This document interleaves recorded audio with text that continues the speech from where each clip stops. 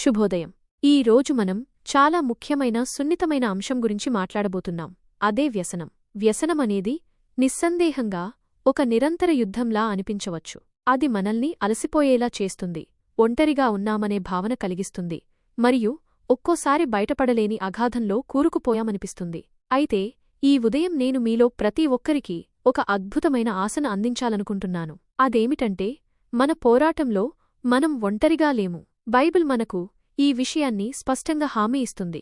బైబిల్లోని 1 కొరింథీయులకు 10వ అధ్యాయం 13వ వచనంలో ఒక అద్భుతమైన వాగ్దానముంది.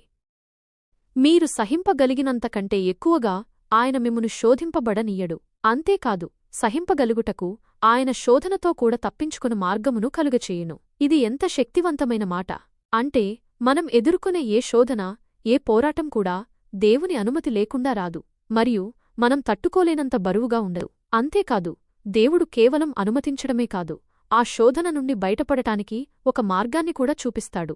వ్యసనమనేది ఒక బంధకం. అది మన జీవితాన్ని, సంబంధాలను నాశనం చేయగలదు. కాని మన దేవుడు నమ్మకమైనవాడు. ఆయన ప్రేమ, ఆయన శక్తి అపారమైనవి. మనం నిర్వహించలేని దేనిని ఎదుర్కోవడానికి ఆయన మనల్ని అనుమతించడు. ఆయన మనకు ఒక మార్గాన్ని అందిస్తాడు. అది బలాన్ని, స్వస్థతను మరియు కృపను అందించే మార్గం. మనం చేయాల్సిందల్లా ఆయనను విశ్వసించటం, ఆయన బలంపై ఆధారపడటం మరియు కోలుకోవడానికి అవసరమైన చర్యలు తీసుకోవడం. ప్రతి అడుగులో ఆయన మనతో ఉన్నాడని తెలుసుకోవడం కీలకం. మరి దేవుడు నిజంగా ఇలాంటి శోధనల నుండి విడిపిస్తాడా? బైబిల్లో దీనికి చక్కటి ఉదాహరణ ఉంది. దావీదురాజు జీవితాన్ని చూద్దాం. ఆయన ఇశ్రాయేలుకు రాజు, దేవుని హృదయానుసారుడు అనిపించుకున్నాడు. కాని ఆయన కూడా భయంకరమైన శోధనలో పడ్డాడు. బత్షెబ విషయంలో వ్యభిచారం చేశాడు. ఆ తరువాత ఆమె భర్త ఊరియాను చంపించాడు. ఇది భయంకరమైన వ్యసనం లాంటి బంధకం, పాపం యొక్క బంధకం. దావీదు తీవ్రమైన పశ్చాత్తాపం చెందాడు. కీర్తన 51లో తన పాపాలను ఒప్పుకున్నాడు, దేవుని దయను వేడుకున్నాడు. దేవుడు దావీదును విడిపించాడు, అతనికి స్వస్థతను ఇచ్చాడు, మరియు అతని జీవితాన్ని తిరిగి కట్టాడు. దావీదుకు దేవుడు ఎలాగైతే ఒక మార్గాన్ని చూపించాడో అలాగే మీకు చూపిస్తాడు. ఈరోజు మీరు ఏదైనా వ్యసనంతో పోరాడుతుంటే, దేవుడు నమ్మకమైనవాడని గుర్తుంచుకోండి. ఆయన వాగ్దానాలపై నమ్మకముంచండి. స్వస్థత వైపు ధైర్యంగా అడుగులు వేయండి.